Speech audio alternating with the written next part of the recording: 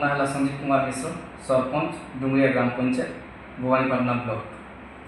दशहरा उपलक्षे समस्त जनसाधारण को मोर नमस्कार, हार्दिक अभिनंदन। आमर मिल्की अंचल गोटे डुगरीगुड़ी छतर यात्रा आसंता 2 तारीख दिन बहुत धूमधाम होगा लगी जाऊँगी।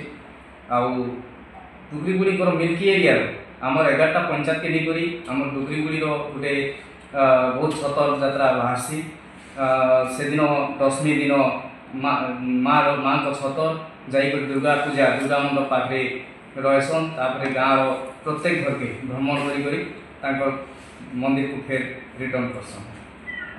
समस्त दशहरा लगी समस्त कलाहांडीवासी को एवं माँ माणिकेश्वरी को मोर प्रार्थना समस्त को आम जनसाधारण को घंट घोड़ाई रही था। ये मोर कामना।